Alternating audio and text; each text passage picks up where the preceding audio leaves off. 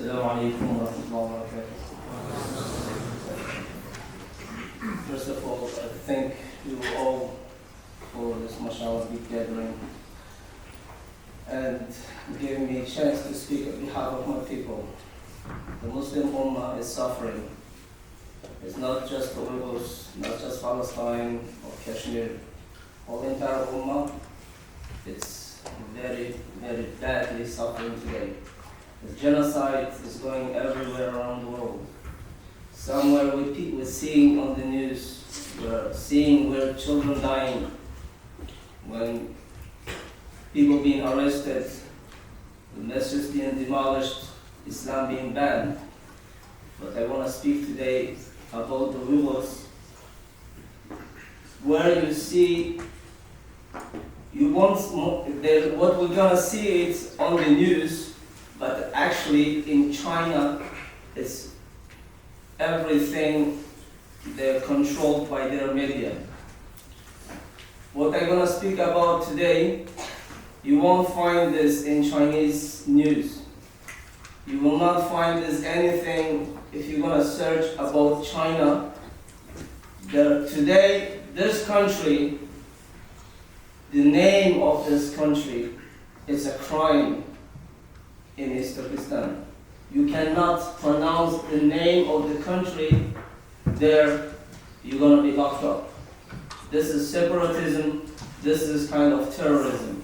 Just to call this land as its name is East Turkestan and now Xinjiang. China, war on terror started against the Uyghurs. Every 25th person is in prison today. Men and women.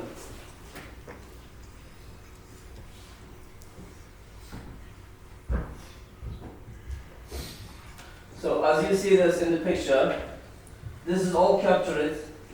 This one's being sent back, some of them being sent back from Thailand.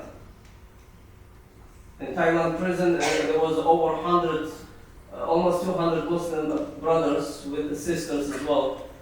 About 90 of them they sent to Turkey as refugees, and 120 of them they sent back to China. Most of them were sentenced to 15, 20 years and up.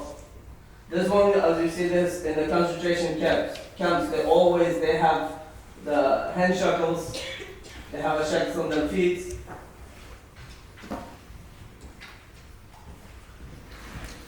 So these pictures will see what's the surveillance they're doing to Uyghurs today.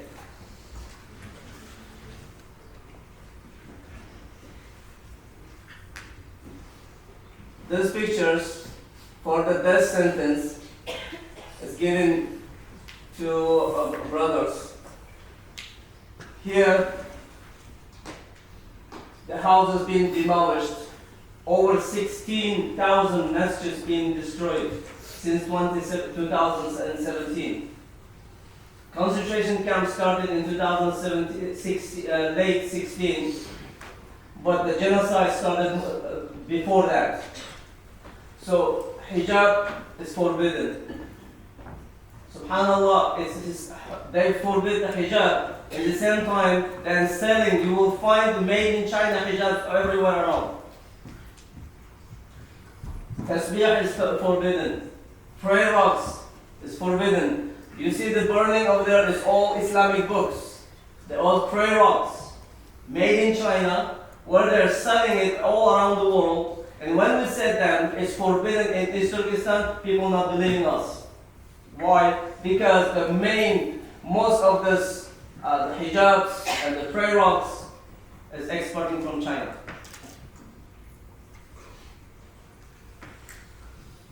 These books, all confiscated from the Uyghur houses, from the people. Quran being burned. These people, when you see they're drinking, is forcibly drinking the alcohol during the Ramadan. They're not allowed to fast. Our brothers and sisters, they're going to the toilet In our countries, in most toilets, they don't have windows. So they prepare their meal, and the suhoor time, if they turn on the lights, then the people know that this person will wake up for suhoor. So they're taking their suhoor to the toilet and they're eating their suhoor in toilet. During the day, they bring them out and forcibly giving them to drink the alcohol, not just the water, it's the alcohol they're drinking. The question over here is why the Muslims drinking? It's not easy for them to just die, to say, no, I'm not going to drink, do whatever you want, but I'm not going to drink it. The answer is, if they're going to refuse this, not just that, it's not going to be ended by them. It's going to be their family, their wives, their parents, their relatives. They're all going to prison because they radicalized. Because this is forbidden in Islam. Don't drink the alcohol because this is haram in Islam. Islam is completely banned. When those people are going to the concentration camp, where are the children going? To the orphanage. Those orphanage children, their parents are alive. They are in concentration camps. Or their parents in the concentration camps and the mothers took into the factories, all inside East Turkestan and in China. There's about 80 different brands around the world, like a Nike, Adidas, and there's a lot. I can't remember all of them. They're working on forced labor in their factories.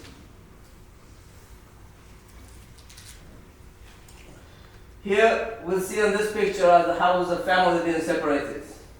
Highly surveillance cameras everywhere. Every 100 meters will have a checkpoint.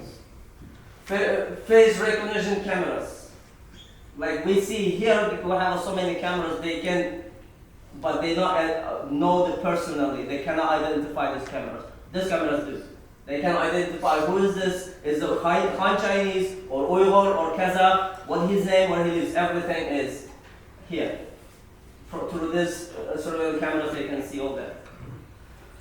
And our children, this is our children. They're all dressed in Chinese cultural dresses. They speak Han Chinese, Uyghur language is forbidden. They are dancing their cultural dance. This is how they are. This is all our children. In few years, these people will speak just Chinese language. These people will protect the China more than the Chinese army will protect themselves. This is our children. That's what they do to us. They destroyed our culture. Our culture is banned. Our language is banned. And worse than that is this. This Han Chinese man, this brother is a Uyghur Muslim and that's his wife. Can you imagine that someone is coming into your house and they have to sleep in the same bed together? And imagine if the husband is in prison, then the wife can be raped. And this is happening every day. This is not concentration camp. This is normal people lives in their houses. This is outside of concentration camp.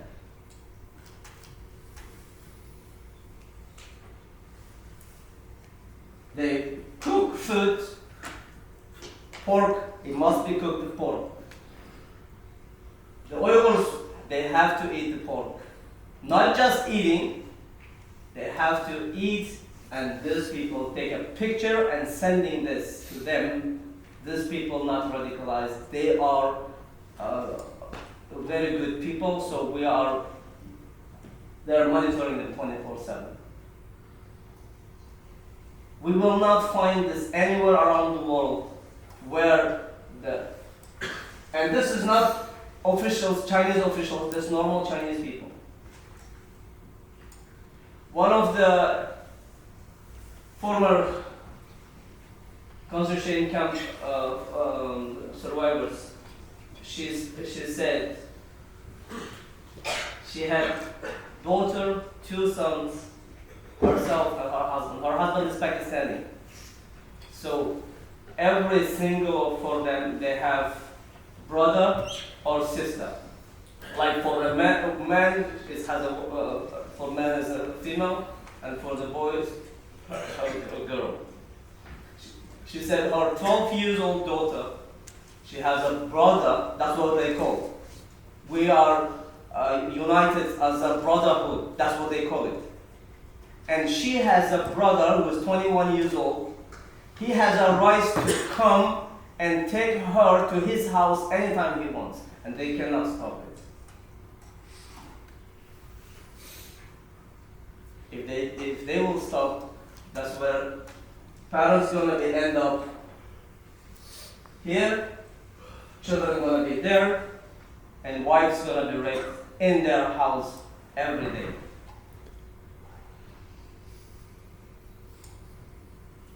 This is today what we are going through. This picture, there's 12, 15 up to 17 maximum. They're very, very young boys and girls in concentration camps.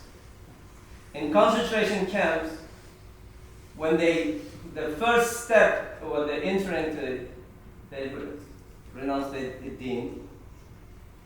Of course, no prayer.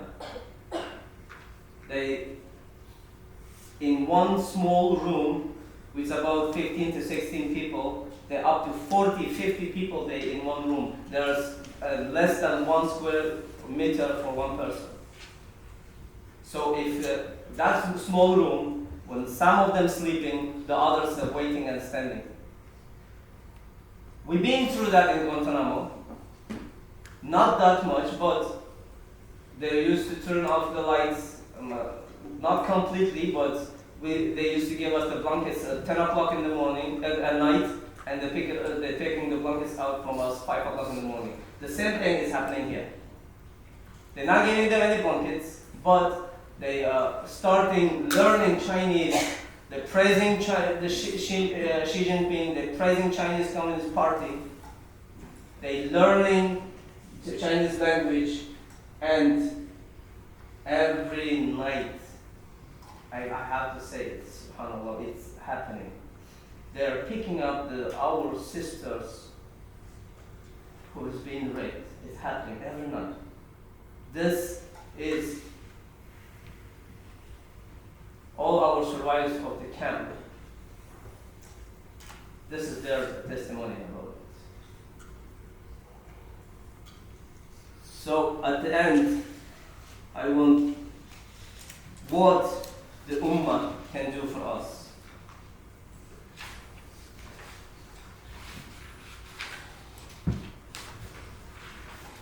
First thing, pray.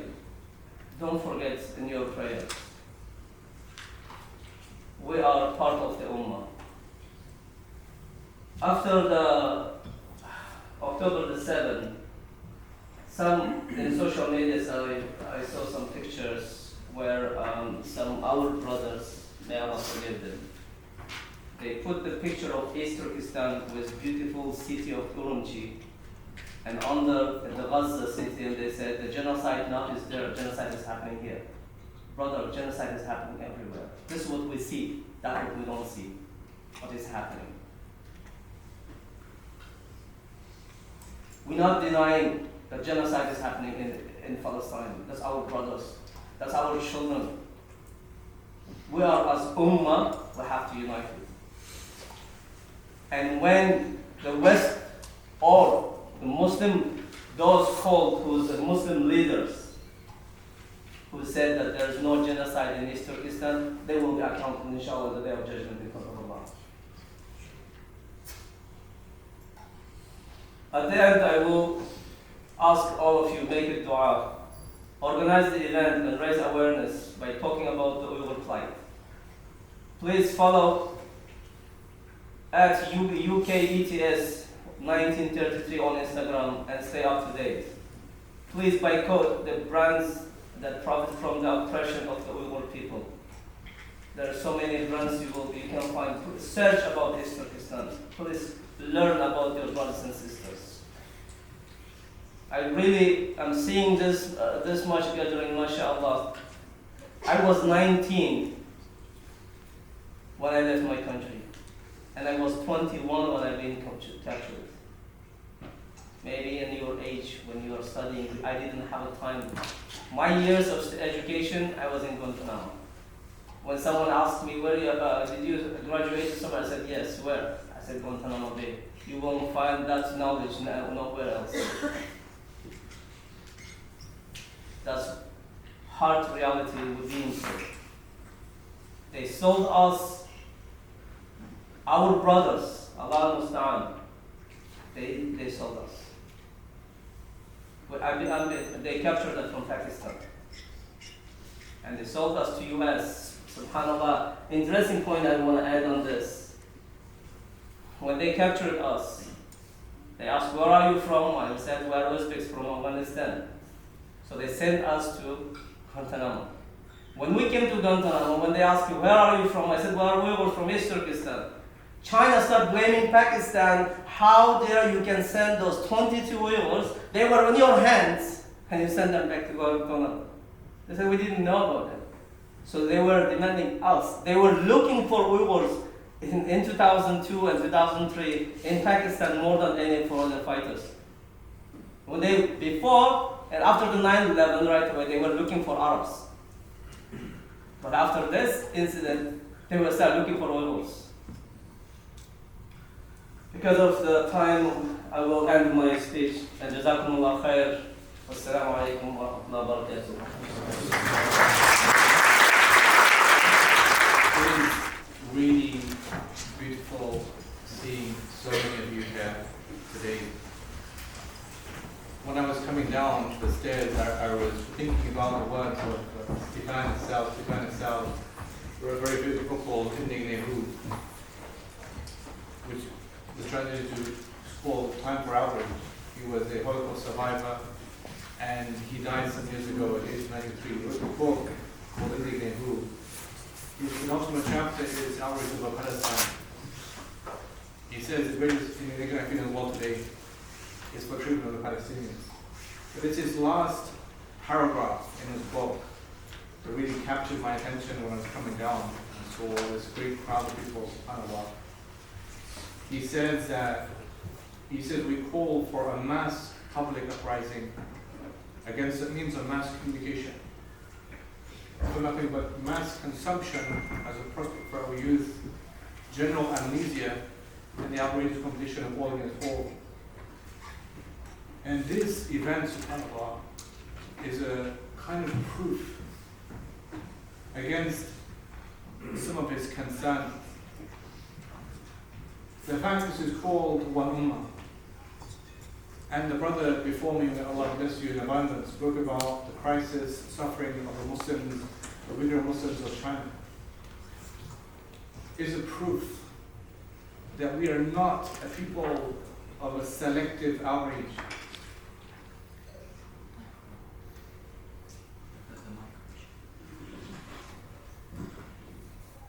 That any sense of moral compassion must equal moral consistency, not about selective outrage. In the year 1100, a group of Muslims, headed by a man called Abdulla, was a Shafi'i chief faqih of Damascus, traveled together, this whole group of people, and they went from Damascus to Baghdad. They went to Baghdad to appeal to the Caliph to ask for assistance because of the first crusade, the taking of Al-Quds, of Masjid al-Aqsa, and the complete genocide against the Muslims of Al-Quds. They wanted help and assistance. It didn't work because we as humans have to face what we call historical buffer moments. You see, for the Caliph, he was waiting for his new wife to arrive from Isfahan. And he didn't want this group of people to be a social disturbance for him and for them. In fact, he tried to punish them. Sometimes we miss the mark because of these historical buffers. We see the right hand, but we forget the left hand is doing something. We forget, like 1968 and the so-called American landing on the moon. By the time that gets to immediate 1969, and this was also the year of the My Lai massacre in Vietnam. The mass killing of poor peasants, Vietnamese, by trick-happy Americans. No one wants to hear about that when you're celebrating the fact that people have gone to the moon. 1966 here in England, celebrating the fact they won the World Cup, but that was the same year of the genocide in Indonesia. Who wants to hear about that when you're celebrating people winning the World Cup? So rather than entertaining this entourage of people coming to tell them about the crisis and massacre of Muslims of Al-Quds, they were busy celebrating the arrival of the wife of this ruler. They tried again. The Quranic paradigm is not to give up, we try again. You come here, fine, you come again. 11 years later, they came again. Another big group. This time they went from Aleppo to Jerusalem. This time they went with a poem. They learned, memorized the words of that poem. It was a poem of a man called Al-Quds. He, Al-Quds, wrote the poem as a response to the First Crusade. They learned the line.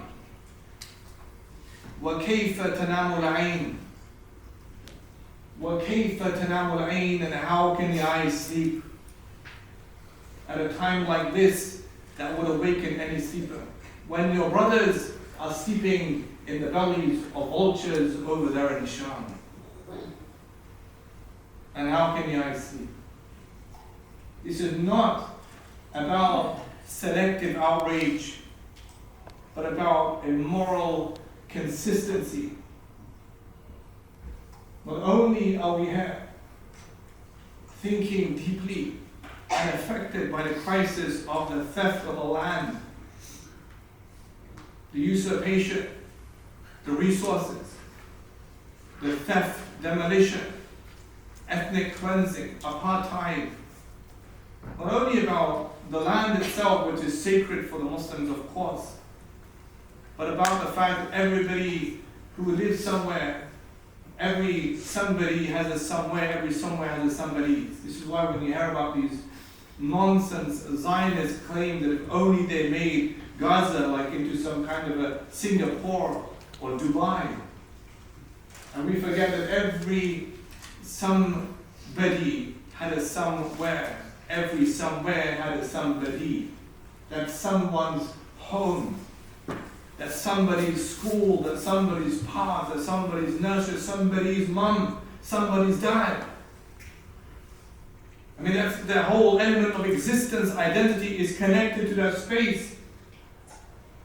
Not only is that land made the epicenter of which is Masjid al-Aqsa,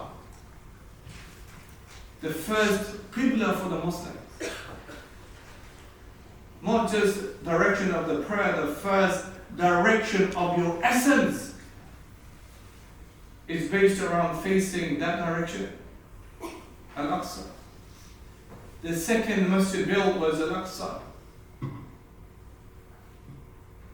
The moment of crisis that becomes a paradigmatic moment of change, like it should today, is focused on Al-Aqsa.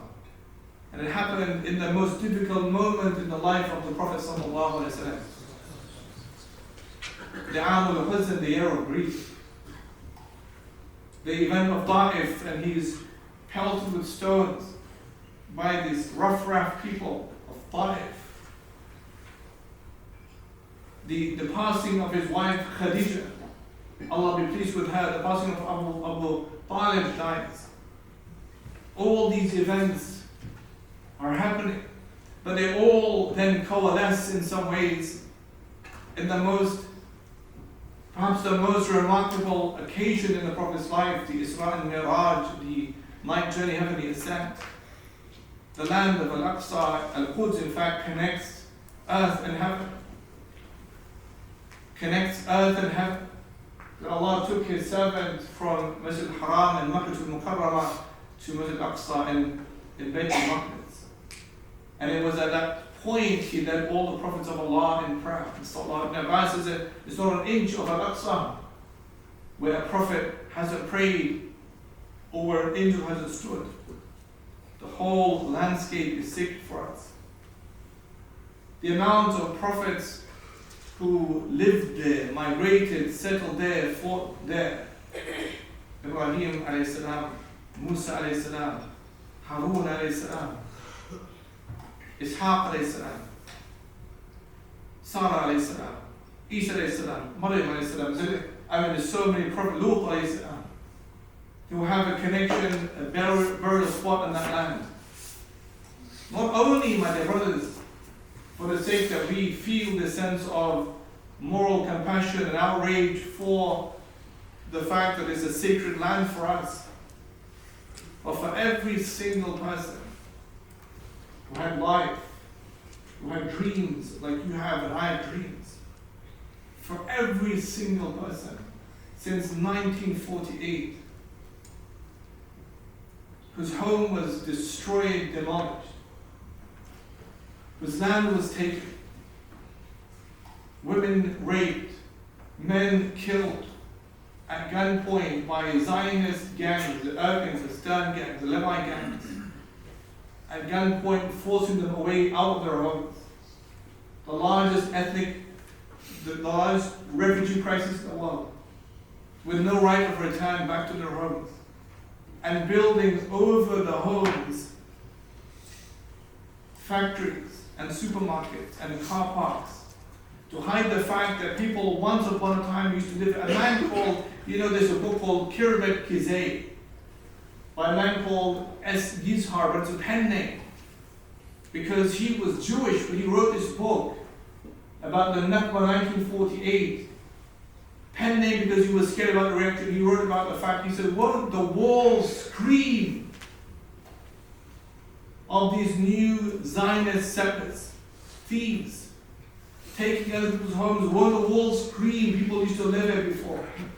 Won't they see the feminine touch of ornament placement in the homes already there? Won't the walls scream?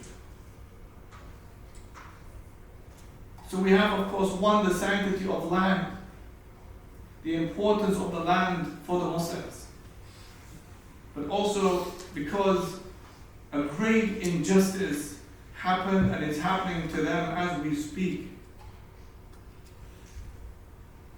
The brother mentioned something, subhanAllah, so profound about the way that the Uyghur Muslims were castigated as these so-called terrorists.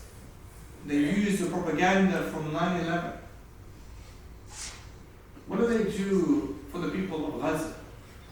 And just look at the language of dehumanization. Just look at it. Calling not the Hamas people, but all people of Gaza as human animals, as monsters. The same kind of language that was used against the Jews, ironically, before by the Nazis as vermin, as rats, as filth, is used today against the Muslimin of Palestine, of Gaza. Because that's used as a way of justifying the terror unleashed upon them in Gaza, the killing of thousands of people and thousands of children. That's somebody's mom, that's somebody's dad, that's somebody's child. It's somebody's home, but somebody used to live there before. But this is a great travesty, a stain on humanity. And it is only those like you, may Allah bless all of you, who gather to listen and to attend and do something. You know, in the Quran, when there's a people who advise those who fell into sin and error, and people said, why are you bothering yourself? Why are you wasting your time? Like today, it's so freezing outside. Why are you wasting your energy? What is the point of this whole thing? And they said two things in the Quran. They said, مَعْذِرَةً إِلَىٰ رَبِّكُمْ وَلَعَلَّهُمْ يَتَّقُونَ. We have to have some kind of excuse before your Lord. On that day when you face Allah, what will you say to Allah? And so maybe, and also perhaps there's people that can have some sense of consciousness and righteousness in them. The first step for us is to realize that there is a point of no return now. There's a point of no return. In the Quran, Allah gives the example of, like, you have Fir'aun the tyrant. But not just Fir'aun, you have the whole enterprise around him. You have Fir'aun, you have Haman, you have Qarun, you have magicians. Everyone is there. And everyone plays a role. Like today, everybody plays a role in upping this false narrative.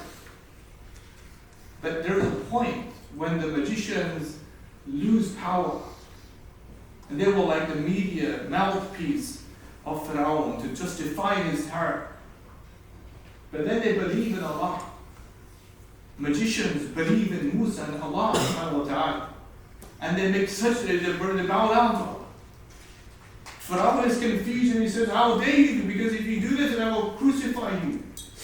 And cut your arms and your feet and I'll do all this stuff. And they say to Pharaoh, just do whatever you wish to do because all you can do is the life of this world. Because there was a point of no return. They were not going back on this belief. Nothing would change. It had gone too far. It is today that we're seeing there is a point of no return. The level of sadism, of evil, of cruelty has gone beyond all proportion. And it is so that when we think about the magicians in the Quran and how these previously people who were the mouthpieces of Pharaoh all of a sudden become believers in Allah, that shows that there is a paradigmatic moment of change beyond the turning point. I think turning point was like last year when they had like Sheikh Jarrah, East Jerusalem. You know why? Because all of us, the whole world saw that man in the garden of the Palestinian woman, and she's saying to him, you know, you're in my home. What does he say? He says, but if I don't steal it, then somebody else will steal it. If I don't steal it, somebody else will steal it. And that made you think, what's actually happening here? That was a turning point. But now it's more than that. A point of no return. And by the way, do you know that Sheikh Jarrah is named after a person? Sheikh Jarrah al-Husani was the physician of Salah ad-Din al-Ayyubi. But did you know that the other one was Maimonides? The Jews call the second Moses. The most important person in Judaism after Moses is Maimonides. That was Salah ad-Din al-Ayyubi's physician.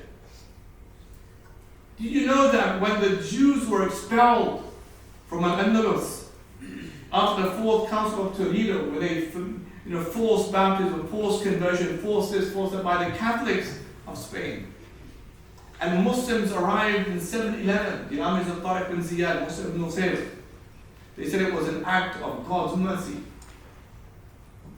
Jews said it was an act of God's mercy the fact that Muslims came as liberators of Christian persecution. And when they came, they gave rights to the Jews who were previously expelled. The diplomat, the main person around the Caliph, Abdurrahman III, has died with Shahrut, was Jewish. Their golden age was under Islam. I spoke just last week with Notori Kanta at SOAS University, and the 3 days before in Slough, same Notori Kanta. The Jews who believe in vehemently against Zionism. They said that we have so much that we owe you as Muslims because our golden age was under you, under the Muslims. I was in Sarajevo just 2 months or 3 months ago. You know, you have the second largest cemetery of the Jews in Europe in Sarajevo, in Bosnia. You know, on some of the tombstones, you have a script called Ladino. Ladino is a Spanish dialect. How do you get a Spanish dialect in tombstones in Bosnia and Spain's all the way there? How does that even happen? Because when the Muslims were expelled 1492 in the Inquisition, so too were the Jews in the Spanish Inquisition. And the Muslims, the Uthmanic Khalifa, gave the Jews a home. They set in peace. Salah ad-Din, when the Christians expelled the Jews after the First Crusade, he brought the Jews back in after the taking of Al-Quds in 1187. In the Al-Andalus, in Bosnia, in Jerusalem, places of called convivencia, coexistence of Muslims, Jews, and Christians lived well. Because Islam afforded them that sense of dignity and rights. So we should remember, therefore, point number one is to always ensure that we get the narrative correct. This is not a Muslim-Jew issue. It's never been that.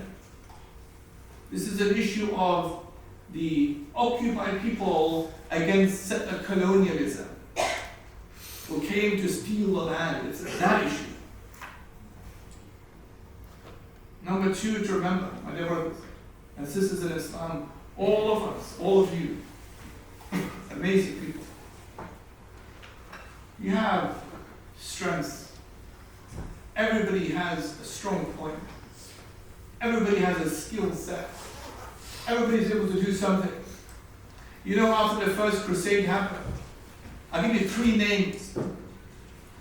The name of As-Sulami, number 2, Al-Adwalati, number 3, Al-Ghazi. 3 names, 3 different people with 3 different roles.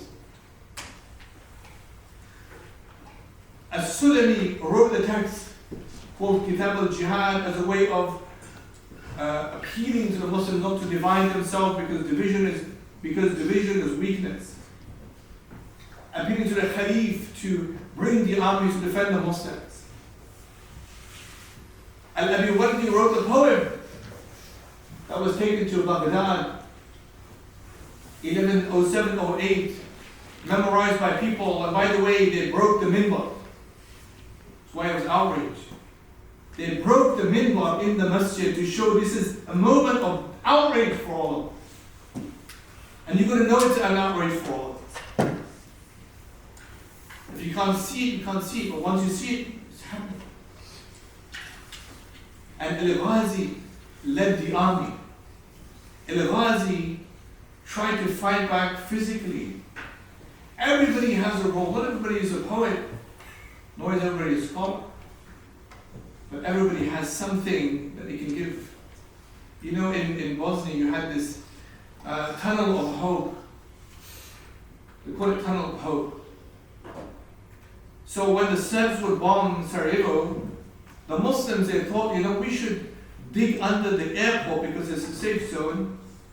Dig under the airport, and they wouldn't know.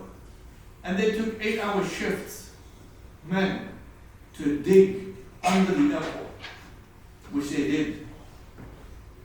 And they made a tunnel under the airport. And from that tunnel, they transported cable wires and animals and food. More than 10 million tons of food went through the tunnel. 10 million tons of food. people, animals. But there's one person, remember, called Mrs. Sidi Kadur. She wasn't a digger, she couldn't dig, she was old. But the digging began under her house.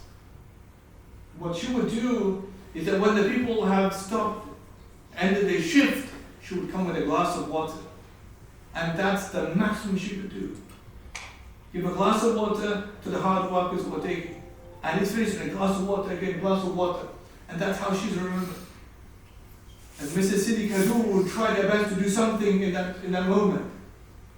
All of us have capability, have capacity to do something. If last year Sheikh Jarrah and the whole thing moved and tilted the world because they saw the reality of occupation, now we're living in a much bigger moment where things are changing in a paradigmatic level. People are not only seeing that, but it's leading them to embrace Islam so much. So many things are happening. So remember that everyone has capacity, capability. Number two, remember that, what we're seeing really is ghulam for the Uyghur Muslims. The Muslims of Palestine, in Kashmir, it's all ghulam, it's all injustice. And the Prophet says about injustice, ittaqu ghulam, فَإِنَّ ghulam ظُلُمَاتٌ, can beware of ghulam, because that is darknesses on the judgment. It won't come as a shining thing to be proud of, it's going to be damnation for people. Ghulam. Qarun, Qarun had so much. He was in Pharaoh's time, he had power, he had money, he had sophistication of weaponry, all this stuff. But when Allah seizes him and Allah destroys him, what did Allah say? أَوَلَا يَعْلَمْ أَوَلَا يَعْلَمْ أَوَلَا يَعْلَمْ أَنَّ اللَّهَ قَدْ أَهْلَكَ مِنْ قَبْلِ بِالْقُرُونِ مَنْ هُوَ أَشَدُّ وَأَكْثَرُ جَمْعًا. Did he not realize and know? Allah destroyed people before him who were more powerful and had more things and money than he did. Allah destroyed people before him. And it is like Gideon Levy says, who was an Israeli Jew but a supporter for the Palestinians and against Zionism, says that the downfall of these people will be their arrogance. Arrogant people. Arrogance. He says, I've never seen a people more arrogant than them. I've never seen a people who believe that they aren't the victims, but in fact the only victims.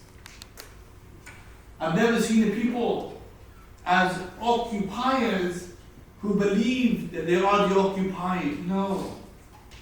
He said that will be their downfall. The undercutting will be that arrogance. That's exactly what Allah in the Quran reminds us.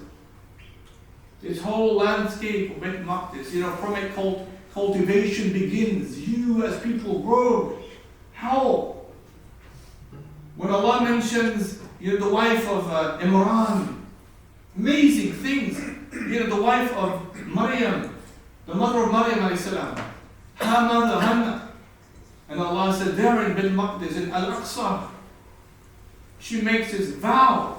Everything begins from an aspiration. You need to think and think positively and have a goal.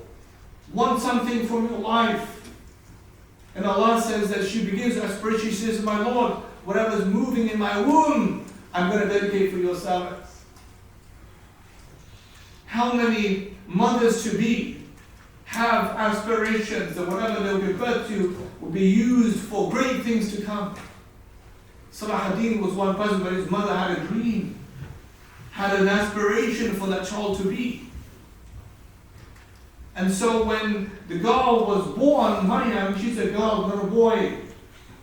If you're living in ancient Judea, the chances for a girl to do things were not as many as if you were a boy. You could be a scholar, an orator, a lecturer, a teacher. If you're a girl, you couldn't do that much, but she didn't give up. She remains determined. When Allah says, Hasana, she grows up like a plant grows up. A formidable growth.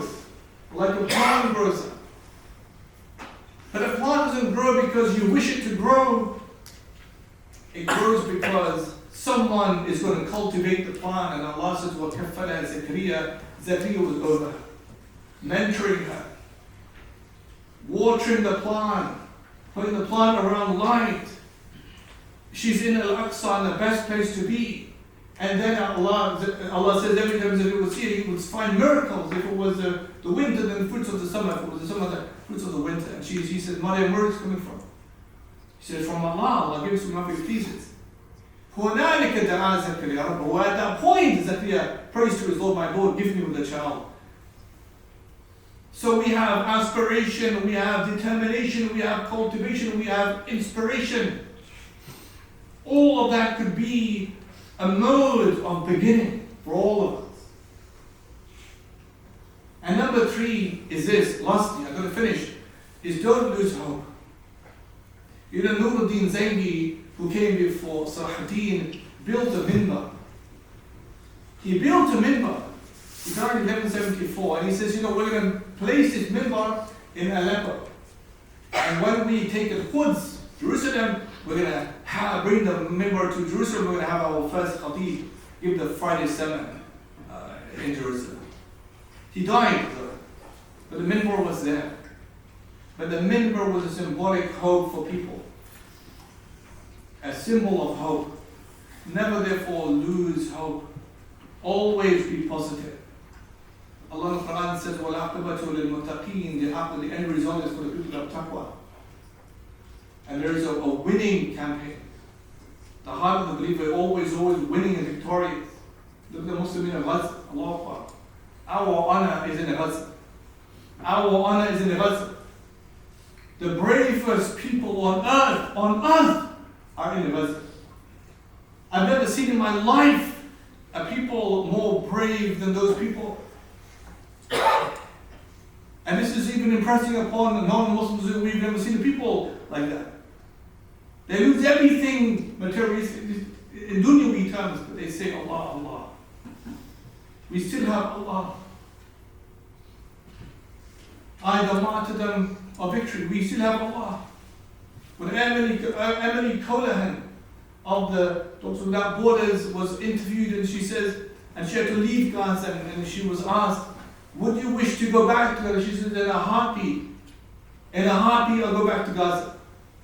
He said, I've never seen a people more brave than those people. And she was trying to convince the people from the north to come down to the south. And asking every day, are they alive still? And then they would say, we have our families here. How can we leave our families? When the doctor was asked, he died of Allah, Shaheed, inshallah. And he was asked, why don't we just leave? And he says, I didn't spend 14 years in medical school to leave my people. So our duty to Al-Quds is to remain optimistic, is to carry that spirit. Carry on. Boycott. Carry on with that. Demonstrate, carry on with that. Your dua, that the brother mentioned, Allah Akbar. The Prophet says, a dua, Salahul Mu'min, is the weapon of the believer. Make it a practice. Qiyam al-Layl. You know, subhanAllah, maybe some people have never prayed Qiyam al-Layl before. Maybe they haven't prayed. Maybe by what you've seen, it's made you more alert. I'm going to pray more, I'm going to think, I'm going to do more. Maybe it's made you more conscious. That's a good thing. But it's not a good thing to leave that. To carry on with that is the best thing. To make dua, to give sadaqah to Palestinians you trust, to carry on with the boycott movement, to carry on demonstrating, to carry on the momentum, to capitalize on the movement, is upon all of us. And last said, Imam Shafi was asked, Imam Shafi said that there is one part of one verse. That one part of one verse should frighten every zalim, and it should console every mazloom. It should frighten every oppressor and console everyone who's oppressed. And he was asked, what is that verse? Is when Allah says, وَمَا كَانَ رَبُّكَ نَسِيًّا. وَمَا كَانَ رَبُّكَ نَسِيًّا. Your Lord does not forget. Allah does not forget. For every child that was killed, Allah will not forget. For every mother, for every father, for every person, Allah will not forget. We ask Allah for ease. for the Muslimin of Gaza, of Palestine, of Bayt al-Maqdis. Subhanallah. We ask Allah for freedom and liberation of the Muslimin of Palestine, of Masjid al-Aqsa. Remain optimistic, remain hopeful, and beware of divisions. Nuruddin Zengi had an ambition to make sure that Sham was not divided, because division is weakness. Remain connected, remain true, and just forgive each other. SubhanAllah. Sometimes you realize that our problems are our problems. It's our own failing. Our own egos interfere with things. If you are not doing well with somebody else because one of you is just ashamed or too embarrassed to say sorry, just be the man and say, I'm sorry for this. Just for the purpose of longevity of relationship, we want things to continue. And say sorry. Make amends with your family, with your parents, your families, your neighbors, your society, your children. Make amends and remain strong, because that's strength. Unity is strength, division is weakness. And if you remain strong, that's beloved to Allah subhanahu wa ta'ala. May Allah grant everyone Eid. May Allah bless all of you for your attendance. It's been really wonderful sharing a few moments, inshallah, with you. May Allah bless all of you.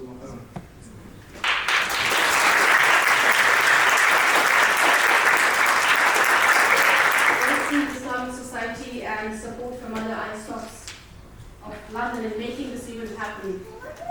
And may Allah reward your efforts, and may the du'as of the oppressed benefit you all and us all.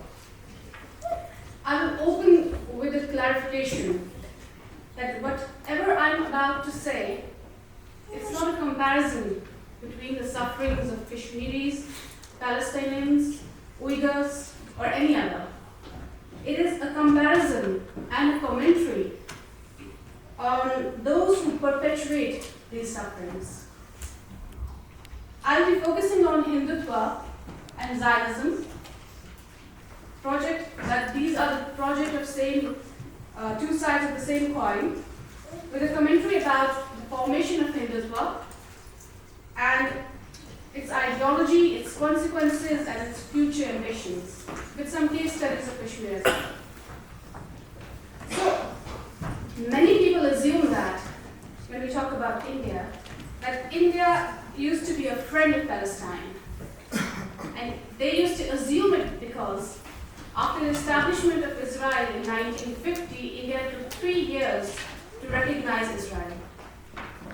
And one of the reasons people give is that Indian Prime Minister, the first Indian Prime Minister Nehru, and other anti-colonial leaders of India, they were against the Zionist state, the state based on the Zionism, because India was scarred by its own partition and was scarred by its creation of Pakistan, the Muslim majority country, and a country founded on the religious nationalism.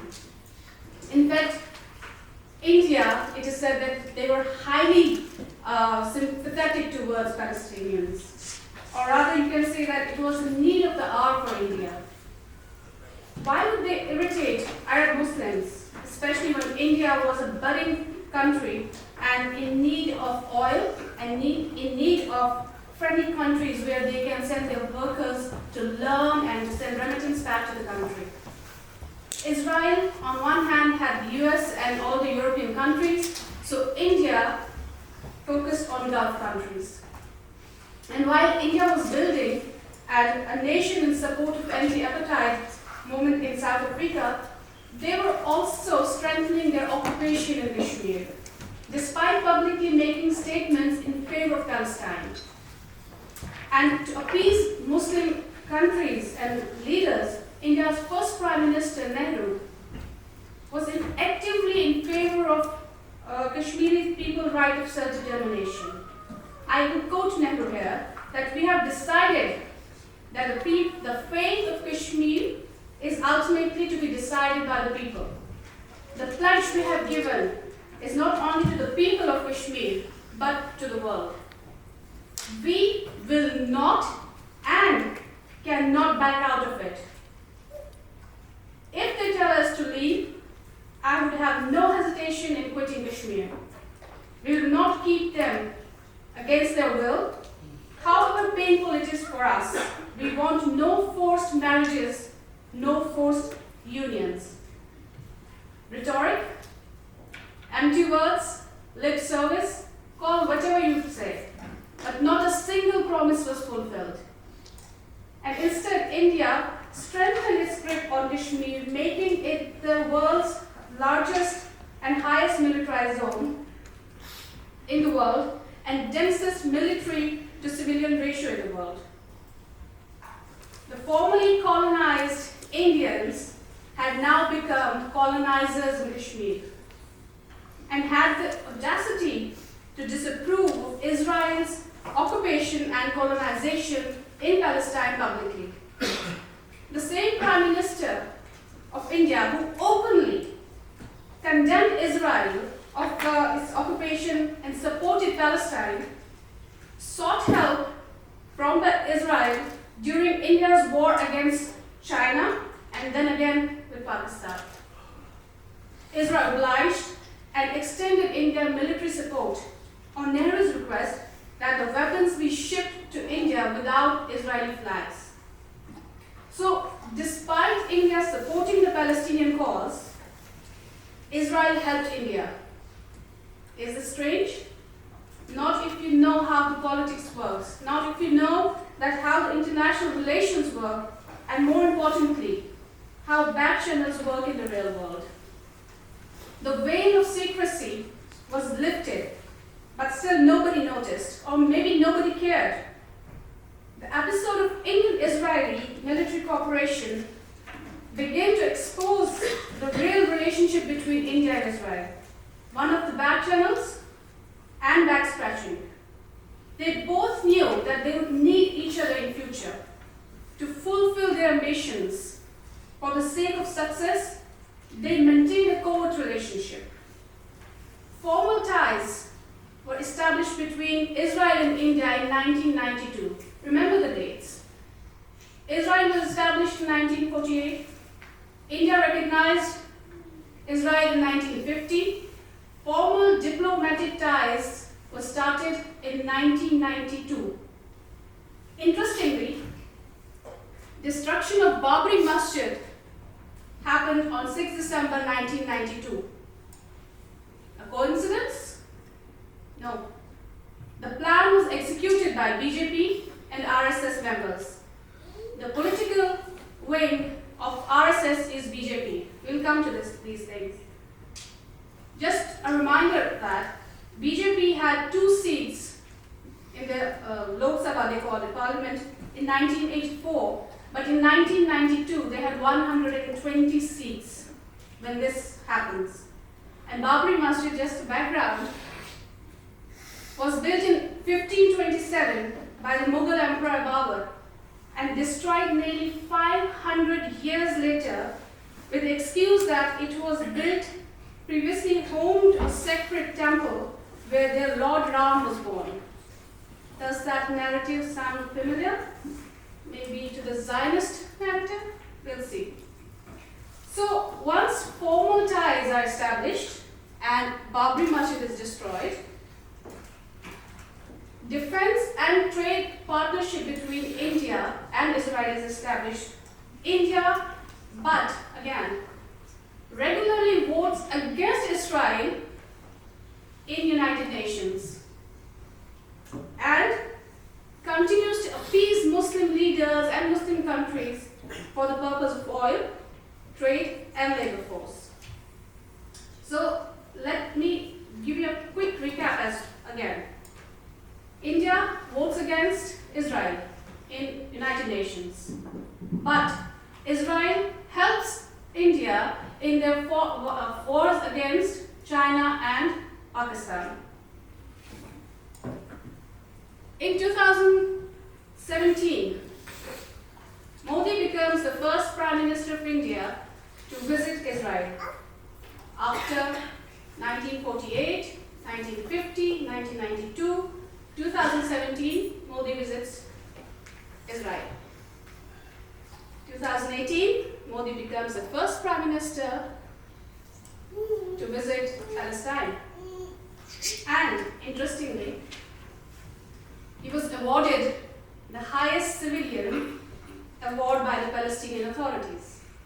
This isn't a critique to Palestine, but an insight into India's duplicity. A year later, in 2019, Modi hit the final nail in the coffin of Kashmir by annexing the disputed territory and turning it into a union territory of India, no different to Delhi. So again, emphasis. India publicly supports Palestine, votes against Israel, trade and defense partner of Israel,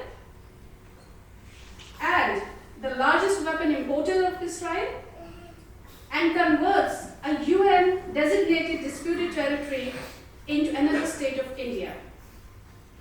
So 20 years later,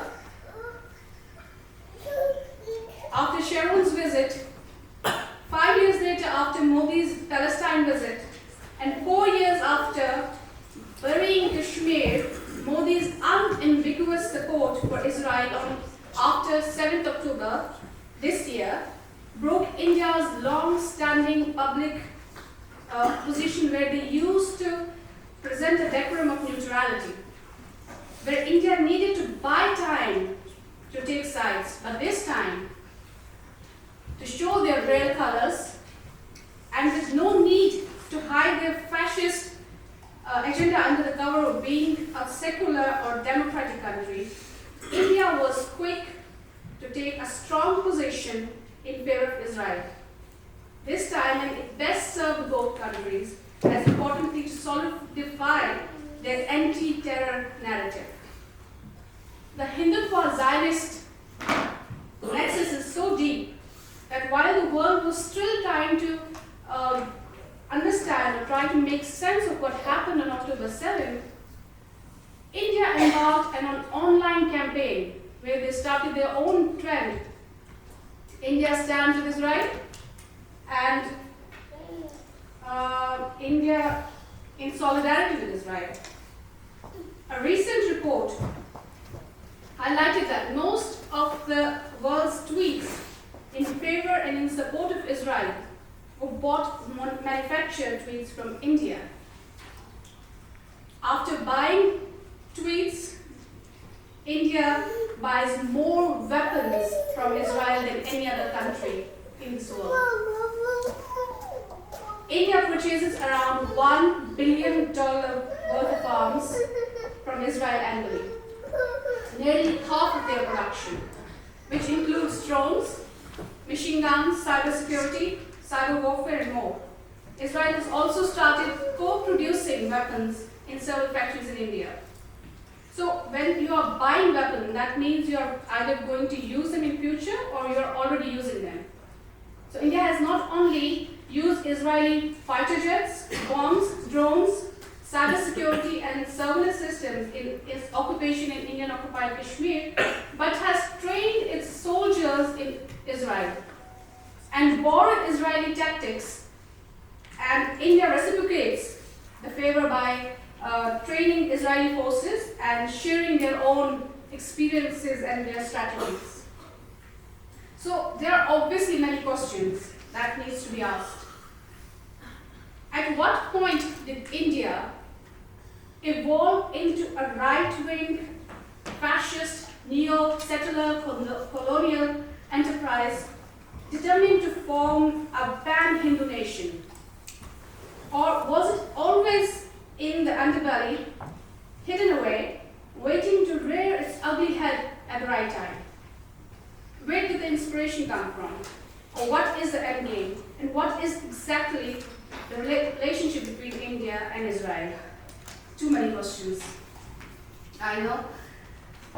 So before taking to look at that, let's have a look at the birth of Hindutva and its brotherly ties with Zionism.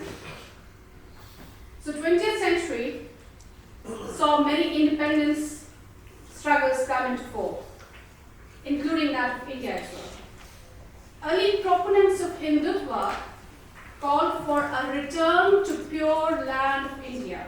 That meant that Hindu nationalists argued that Hindus were the original inhabitants and that everyone else was the invader or was a foreigner to that land, and they contaminated the nation. This sounds more like Zionism, but I'm still talking about Hindutva. So as the struggle continues of the independence from British started, the Hindu nationalist movement looked at Muslims, their internal enemies. So that needed to be cleansed. So there comes the RSS. And I'm talking this from 1925. RSS becomes the central hub of Hindu nationalist supremacist ideology with the aim of creating Hindu Rashtra, Hindu nation. And RSS given birth to like 60,000 offshoots, and they had their own charitable organizations, their youth wing, they had their own religious organizations, their own syllabus, education system, and a political party, BJP. And this wasn't and isn't just focused on India, they export this thing internationally. If you remember Leicester events, they were RSS imported. So RSS was inspired and influenced by racist regimes in Europe such as Mussolini, Italy, and more importantly, Nazi Germany. They even sent their members in 1930 and 1940 to learn the basis of fascism from the best. Even today, their uniform, brown shorts and long socks, borrowed from 1930s Europe. Even the salute is identical. Taking inspiration from Adolf Hitler and Mussolini, the RSS asserted that India belonged to Hindus and that the country's minority, listen this very carefully, that the country's minorities should be treated along the lines of the Nazi treatment of the Jews. There are still places in India who openly worship Hitler, use the swastika, and sell Nazi merchandise. But today's generation of Hindutva nationalists are inspired by Israeli Zionism and look towards them as their mentor. A strange jump from supporting Nazis and aligning with Zionists, right? The common theme of these ideologies is same: building a pure nation, pure-blooded nation, because they believe that they are the high race, and eliminate those who they consider lesser mortals. Otherwise, the support Hindutva give to Nazis and Zionists make no sense. So Zionists and Hindutva learn to modernize and adapt their version of fascism to slowly and steadily progress and take time. Unlike Hitler and his Rush, which explains more than a century-long project of Hindutva and Zionism predating Nazism. One would think that Israel would be cautious of India for their support of Palestine and disapprove of Israel, but on the contrary, they were always unified in their agendas and establishment of their supremacist ideology in their attempt to destroy Islam and Muslims and take lessons of occupation from each other, and including power corridors and public opinions. If we look towards today, recently in 2019, Modi's government had revoked Kashmir's semi-autonomous article status, which essentially maintained Kashmir is a UN disputed territory and occupational forces for decades, and it had on papers it protected our land rights as well. And when I say on papers, it means that occupation was already there. Our lands, our hospitals, our schools, even our homes and residential lands were already taken. A senior Indian diplomat, Sandeep Chakrabarti, in New York said that something that is an open secret, that India would look to replicate the Israeli model in Indian occupied Kashmir. Literally saying If Israel can do it, so can we. Beyond the physical occupation of Kashmiri people, India has started turning our masjids into mandirs, forcing our children to sing hymns in school. They call it bhajans, redesigning an acceptable form of Islam, introducing drugs, alcohol, prostitution in our society, banning our cultural clothing that protects our modesty, and replacing our Kashmiri language or Urdu language into Hindi or Sanskrit. In recent years, Israel and India have cultivated a very public strategic alliance, unlike the covert ones in the past, born from the political ambition of both Modi and Netanyahu, against the backdrop of flourishing far-right nationalism and authoritarianism.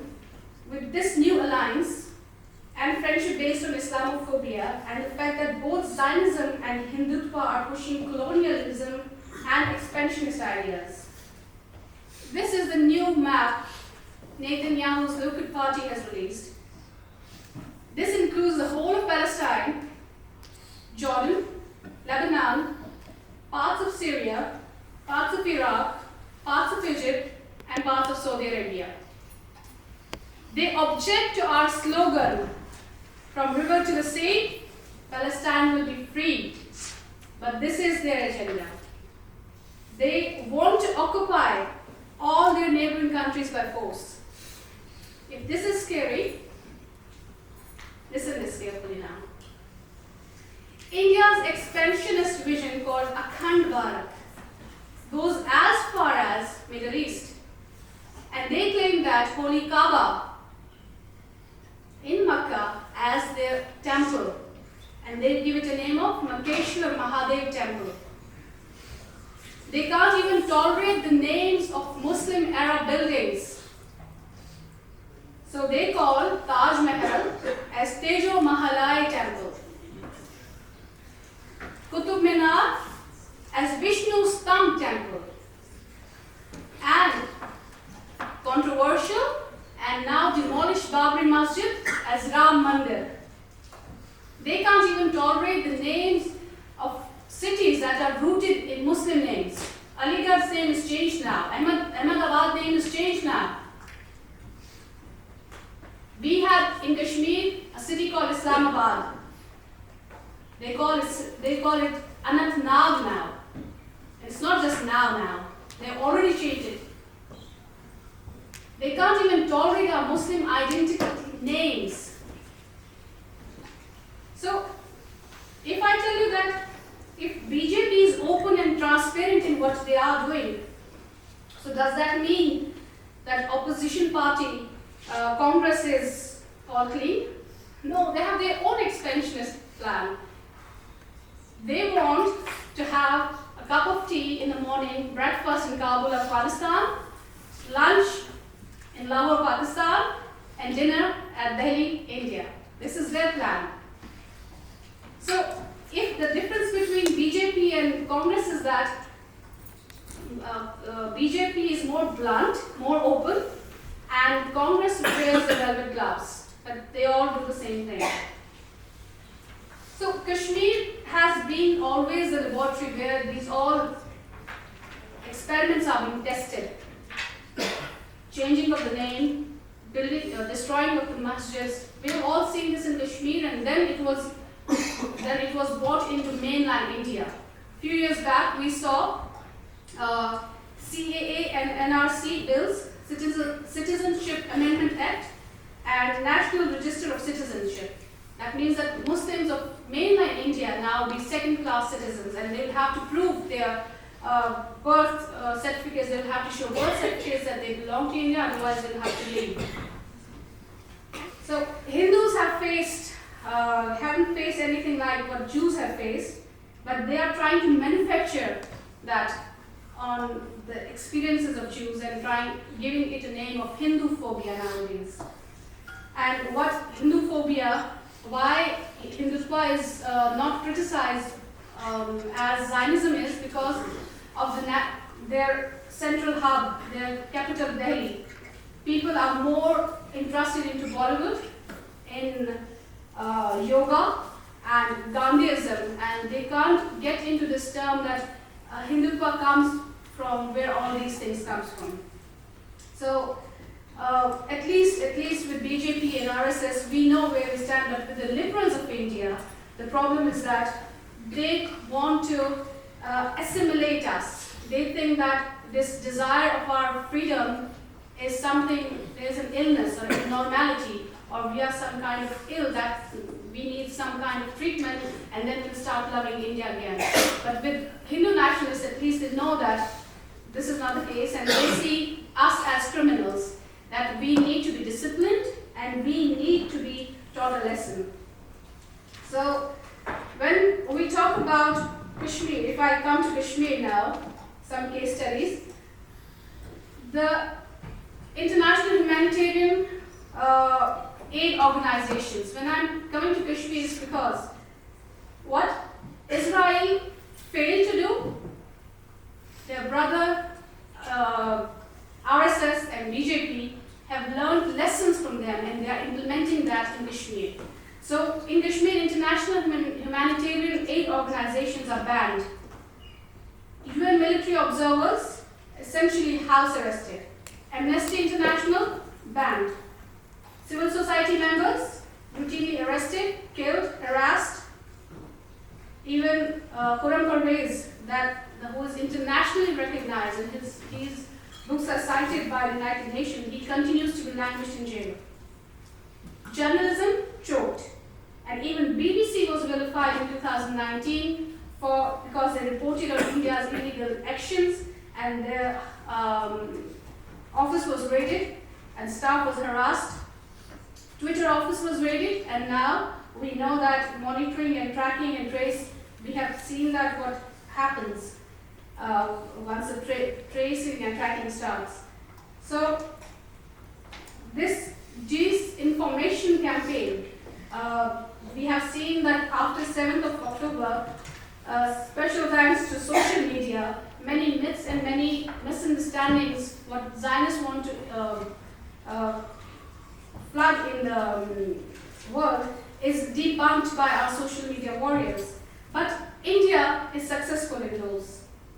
And because India is successful, we've seen that our family members are, and I say this with authority because my husband and I are victim of this, that we are not allowed to contact our family because what we do here, like I'm speaking to you all, this will impact their lives as well. If we contacted them, their lives will be in danger. So if I share my childhood memory, my son is here, he's 18 months old. My childhood memory is my mother protecting me under her cloak, we call it Ferren, while Indian occupational forces were ransacking my house, destroying my property, beating my family members and my neighbors, while I could feel my mother's heartbeat racing 1 million miles per hour, but she was telling me everything will be all right. This is my childhood memory. You know what other people's childhood memory, other children have the childhood memory like? This is Ayad. I have blood his face. It's said that even you guys will have nightmares seeing his face. But we see this every day. This is our life. My son will be his age soon. Ayad went out with his grandfather to have some toffees or chocolates. His grandfather was killed. Then Indian occupational forces put this Ayad on grandfather's dead body, and they started taking pictures. His childhood memory will be watching his grandfather die, and he's sitting on his chest. This will be his childhood memory. This is Nayan, 6 years old, went out with his father.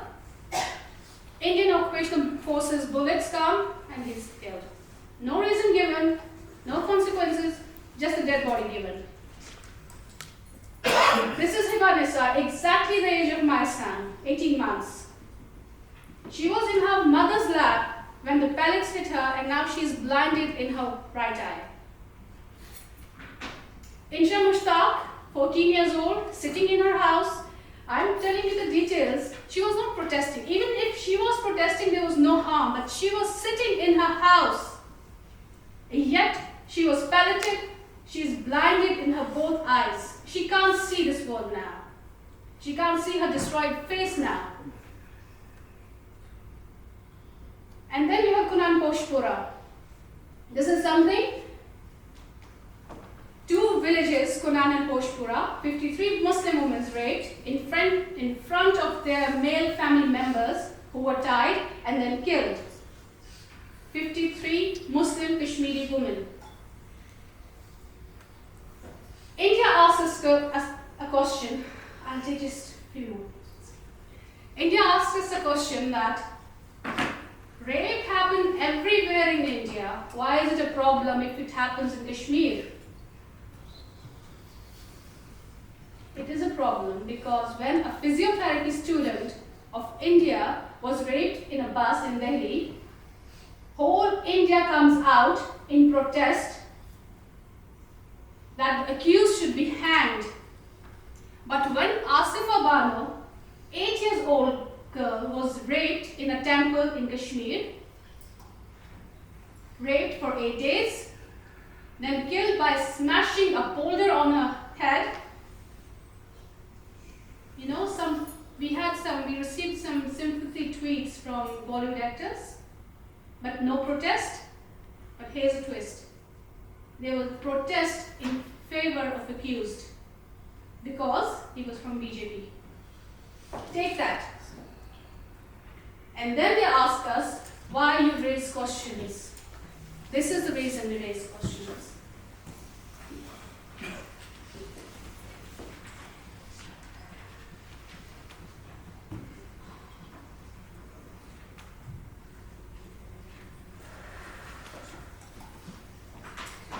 Bear in mind that all these cases were, and I've come with proof. I'm not saying this. This is Indian media saying. This is international media saying. You can verify these things.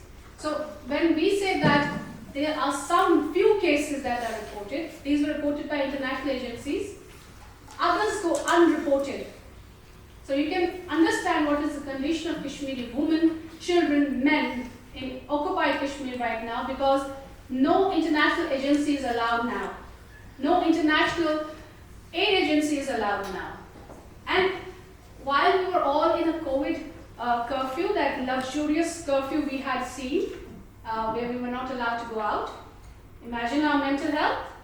People were organizing events about the mental health. Imagine the mental health of Kashmiris who have been in this trauma. Imagine what they are going through every day and every night. I swear there's so much more to tell. My brother has been giving me reminders. There's so much more to tell.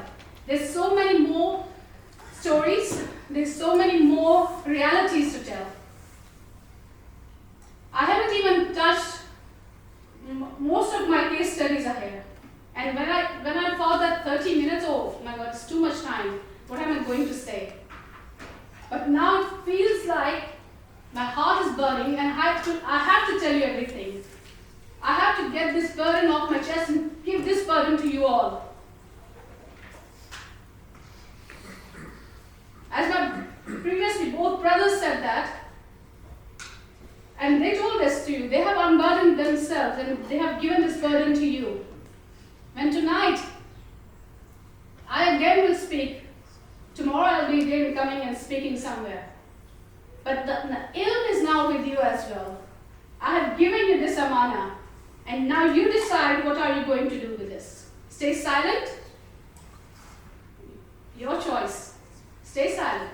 But as I started my conversation, I said that may the du'as of the oppressed be with you. I don't want to say that, but I will fear the dua of oppressed as well. My brothers and sisters, fear our dua as well.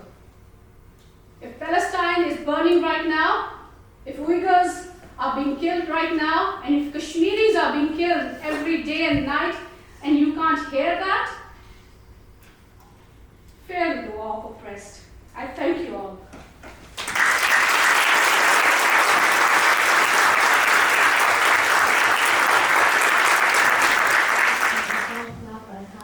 Muslims, Jews, and Christians live peacefully in Islam. How do you think we can once more achieve a peaceful coexistence of Muslims, Christians, and Jews? I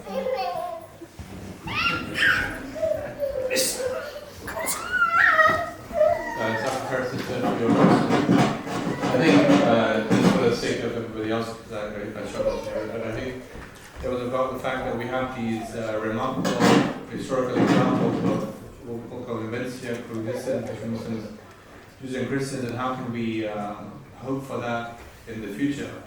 I think the first thing is to lift the occupation on Palestine. I think without that, it's hard for anyone to move forward. I think that the fact that there are occupied people and being besieged, I think that we're talking about what they would aspire for. Remember that Ahmed II, when he launched the First Crusade, painted the Muslims in very dehumanized, otherized terms, and he painted a picture of a savage other, by saying that these are people who are heathen and barbaric and darker skinned, and they sacrifice their babies at the altar.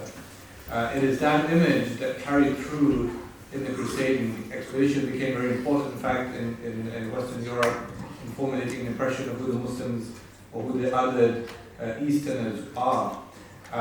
There's a lot that's being under now because of the fact that people have access to social media, so it's a big thing.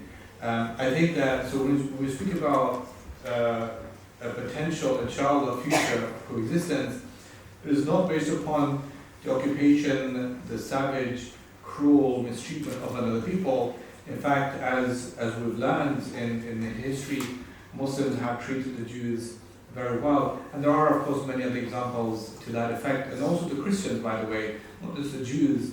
The Christians, Saladin al-Ayyubi, by the way, you should remember that when he conquered Al-Quds, there was a person called Balin of Ibn, Balin, who was fighting against him in Battle 1186-87, and then he escapes and he's on his way back to Jerusalem because his wife, Maria Komnenos, and her kids are in Jerusalem.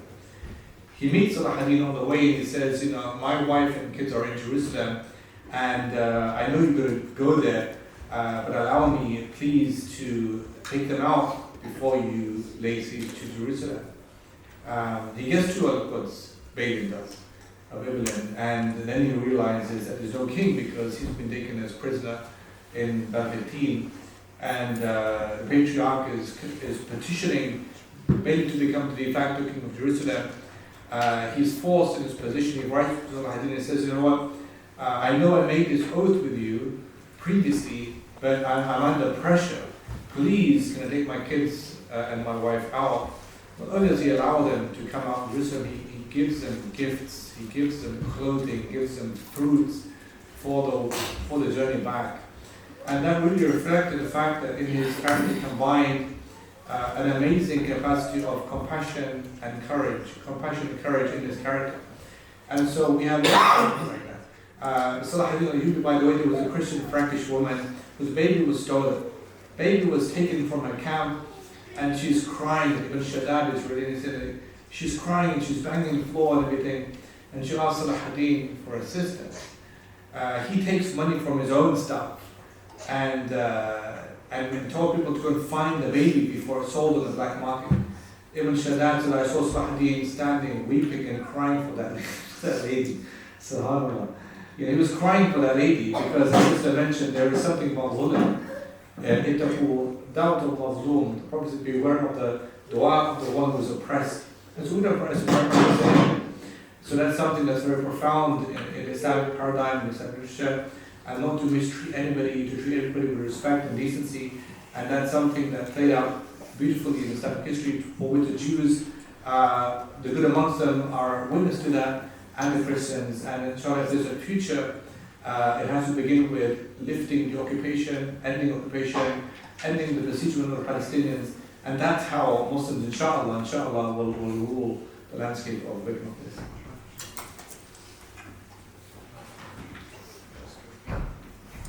Up in the front.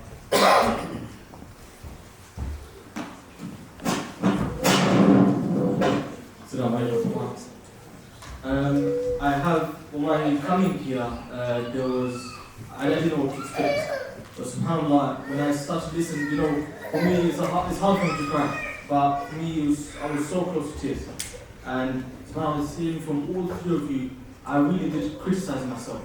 I thought, you know what, subhanAllah, what you said about the dua of the oppressed and how much it can actually affect me.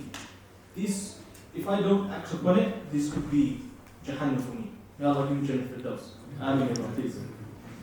So, wallahi, I was thinking in terms of positions of power, and I was a previous president of ISOC Greenwich, and I really think that we need to raise more awareness on this type of stuff. It's definitely needed.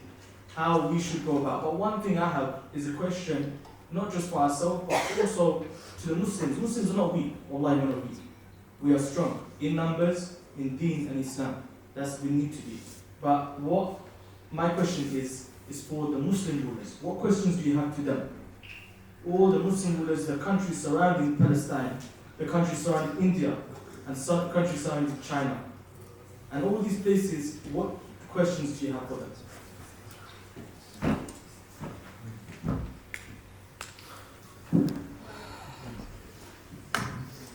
Mainly, I would say now it's very strong propaganda going. I'm speaking about Uyghurs, so I'm speaking on the point of China.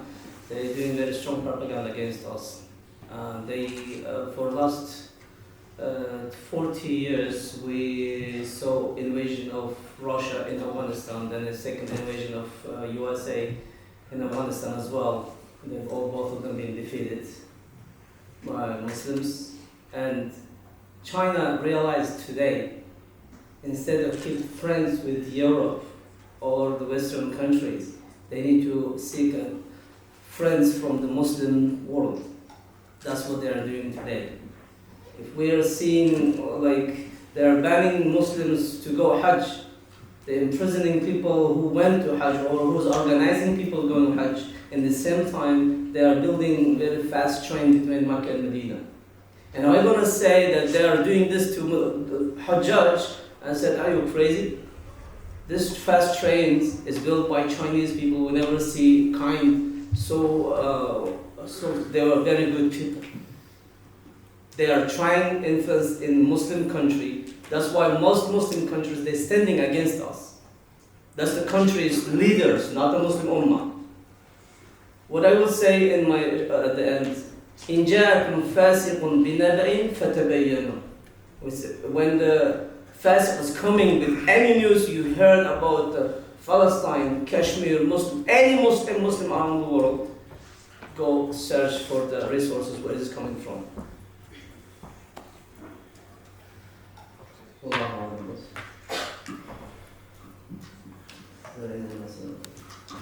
Should we just say that?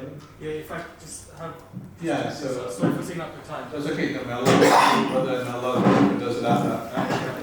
With the means, the things of that and Allah make us neighbors.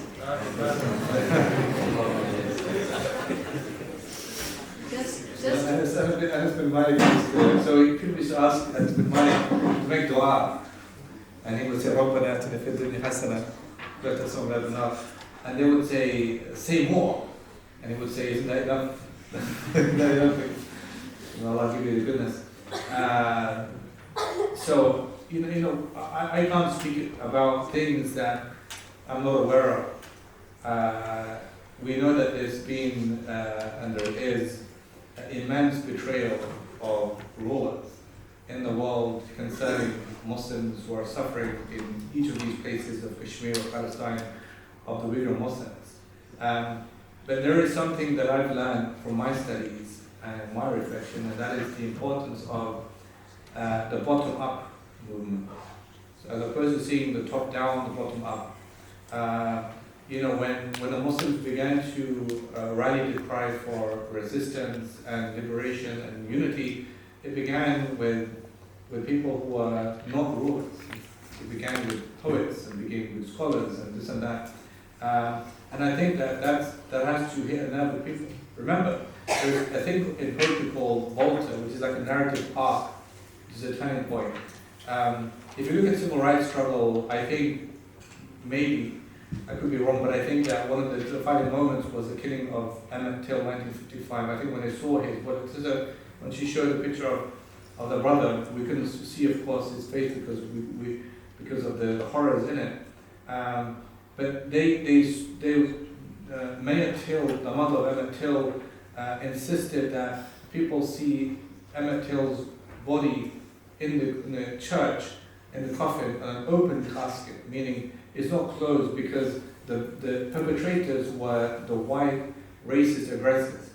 And they disfigured his face so badly that there's 1/3 of all people on the church that they fainted when they saw his body.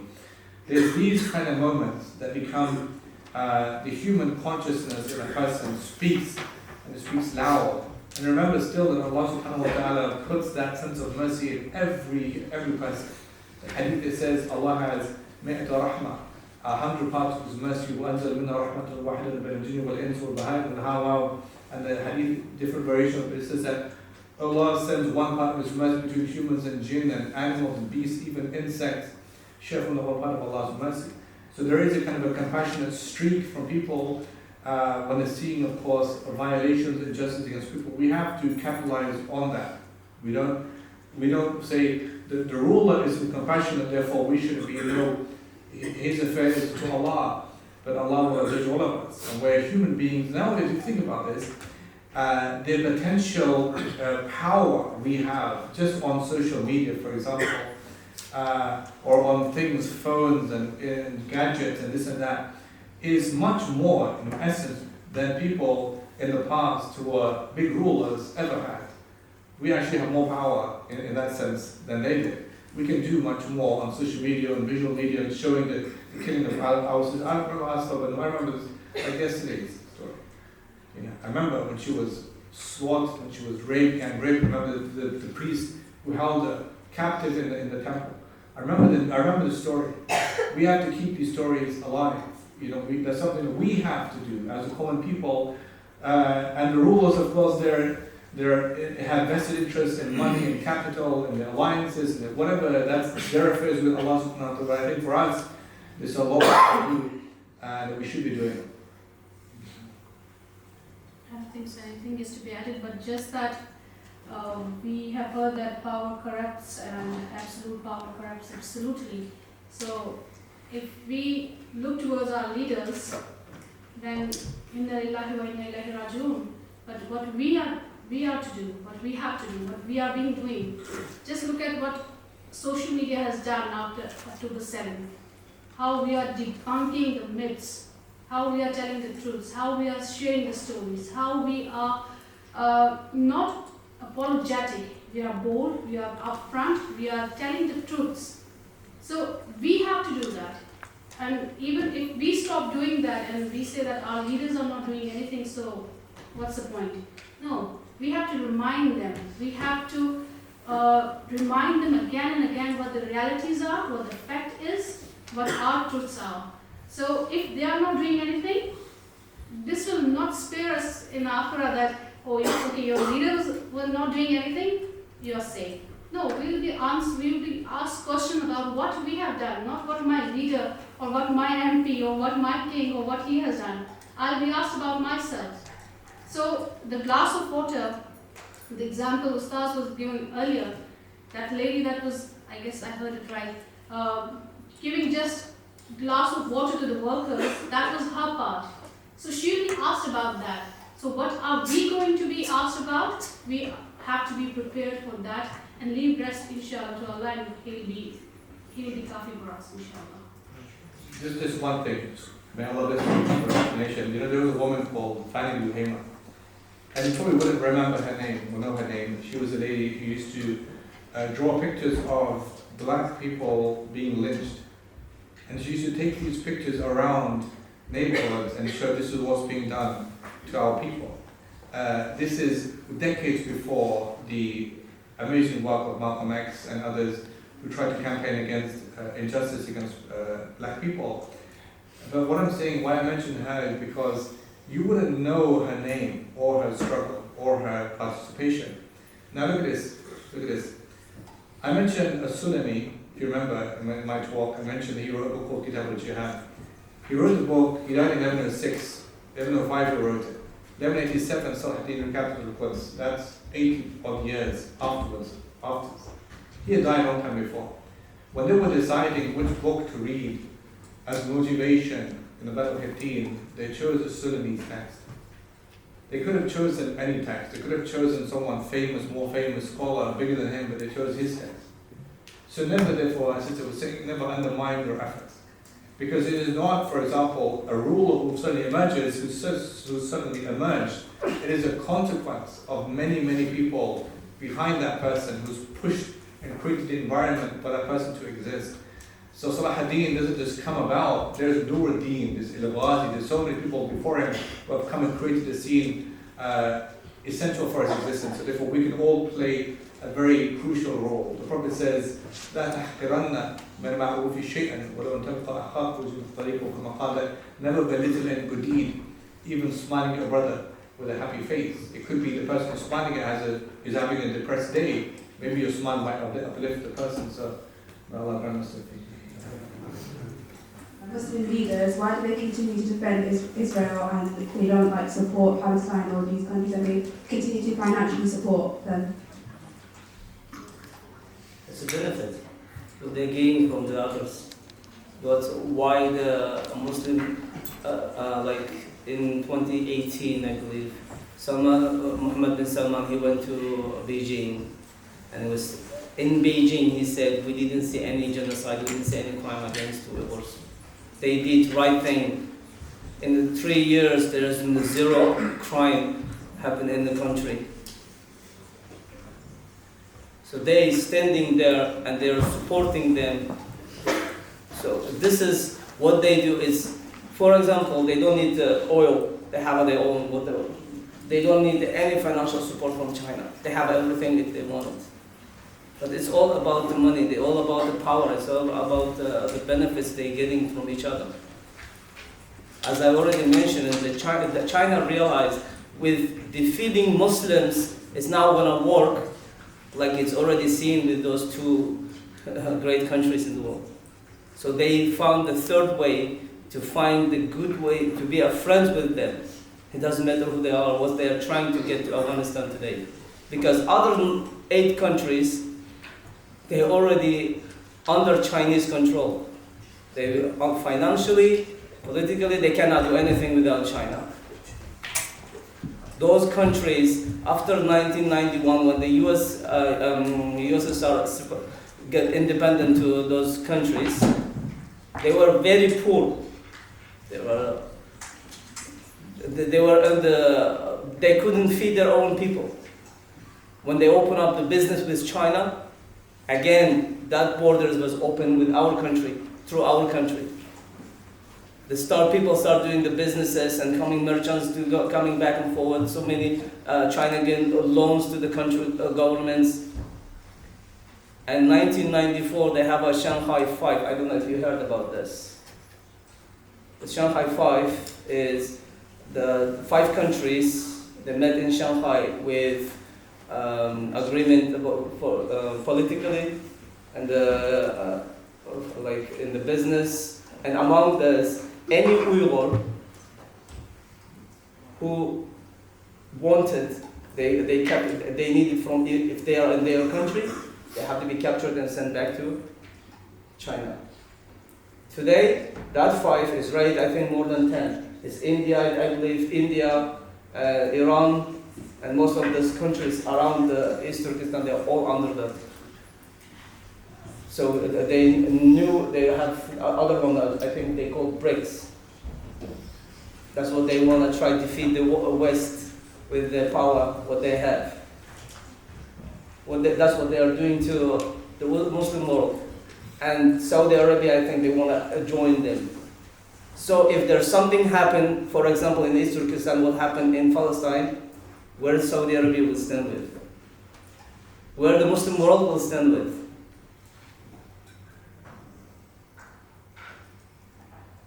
So it's everything about power and money.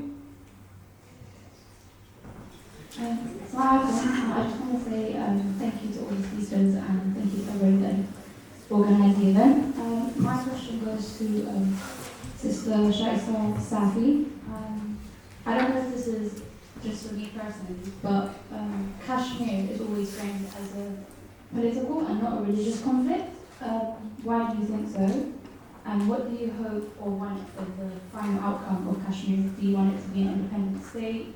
Do you want it to join Pakistan or India? And for Brother AbdulQadir, how has Guantanamo Bay affected both your deen and your life? Thank you very much for the question. There was a saying that if a Jew is attacked because of his religion, he should react as a Jew. He should respond as a Jew. So when our Muslim identity is attacked, and our masjids are turning into mandirs, then it is not us who have made this religious conflict, it is our oppressor who has made it religious conflict. So sometimes in the conflict, mostly in the conflict zones, oppressor is the one who decides where his oppressor is taking this fight to. It started with partition of India and Pakistan. It started as a territorial issue. It went into UN, and then it was said that referendum will be achieved. Referendum will decide whether Kashmiris want to live with Pakistan or with India. There was no third option that time.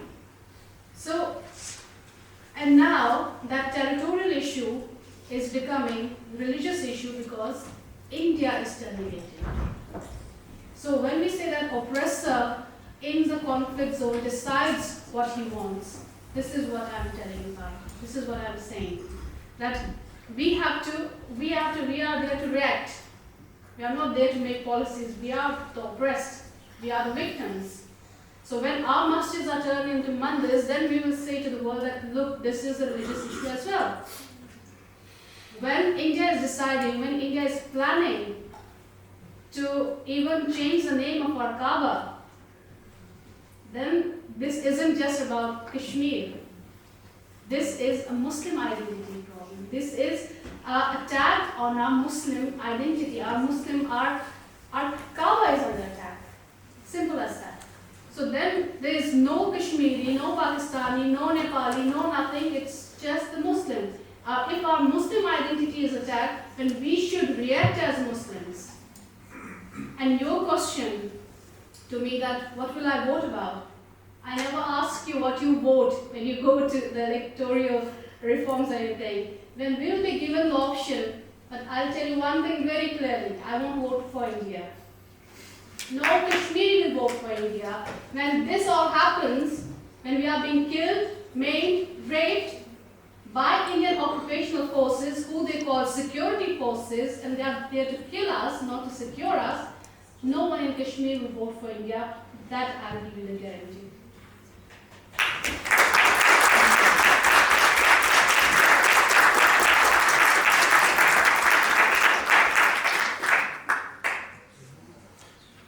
For the sister question about the Guantanamo, I will try. In China, they will force us to renounce our deen. There's no prayer, no Islam, nothing at all. No, we are losing our identity. Guantanamo is different. We learned our tajweed, we learned our aqidah, we learned our fiqh, tafsir. Half of the prisoners become hafiz of Quran. I think that's more than enough if you want to compare between China and Guantanamo. Yes, both of them are prison, both of them are worst prison in the world. That's how you heard about Guantanamo. But there is some plus, we got it from there.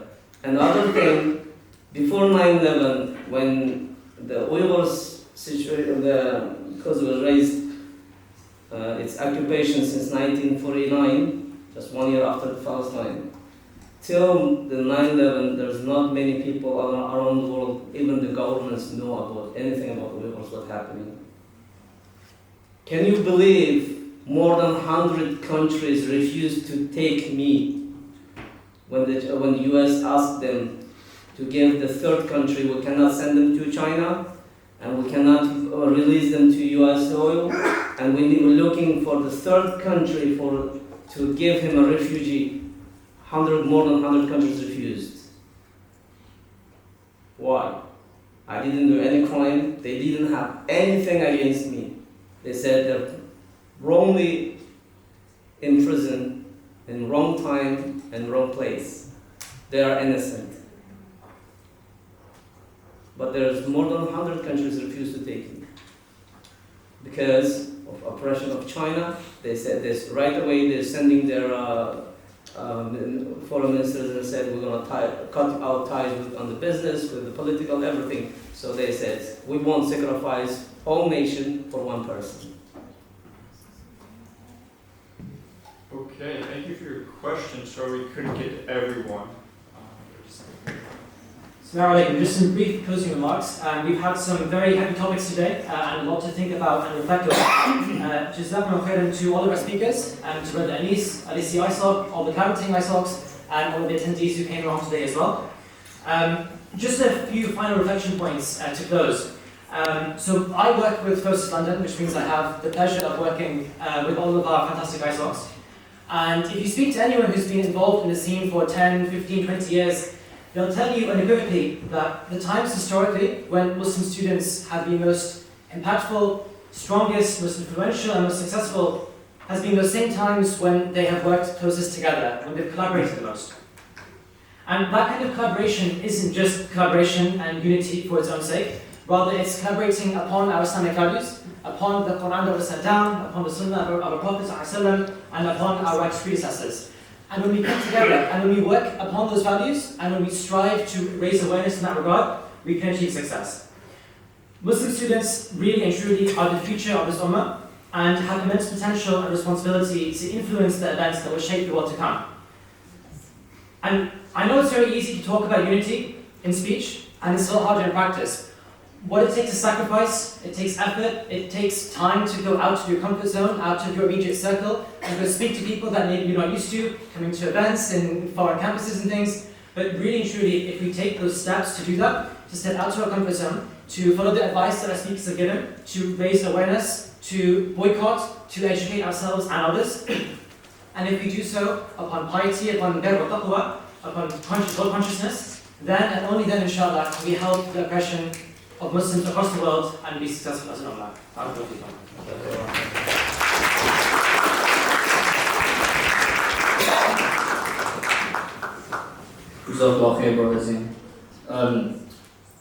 Firstly, I wanted to announce that this conference is not going to be a one-off event, but will inshallah be an annual conference here taking place every year at the LSE. Before we end as well, I wanted to end with a small story that I heard from a sheikh that still sticks with me to this day a few years ago. It was about when Umar conquered Al-Quds, right, the city of India. When he received the keys to Bayt al-Maqdis, he called for Abu Ubaidah ibn al-Jarrah. And when Abu Ubaidah arrived, he said to him, all of this is because we kept away from sin. And Allah is going to ask us, what have we done to serve this ummah, and how little we have done. And he went behind the tree with Abu Ubaidah and he started to weep. Subhanallah, how little we had done. They conquered Jerusalem, brothers and sisters. What will our answer be when Allah asks all of you, your education, your privilege, what did you do to serve this ummah? And what did you do when you looked at your TV screens and saw the suffering of the Palestinians? Because wallahi, this isn't a choice, it's an obligation upon us, and it's an urgent obligation. And Allah has promised us that the victory is near. So we ask Allah to bestow the greatest honor to our brothers and sisters in East Turkestan who have been dishonored. And may He save a special place in Jahannam for those who murder and rape our daughters like Asifa Banu in Kashmir. And our children in Gaza who are forbidden from food and water. May Allah allow them to pick from the fig and olive trees of Jannah. And may He allow them to drink from the fountain of growth. We ask Allah to allow us to live long enough to see the liberation of East Turkestan, Kashmir, and Palestine. سبحانك اللهم وبحمدك أشهد أن لا إله إلا أنت أستغفرك وأتوب إليك. جزاك الله خيرا.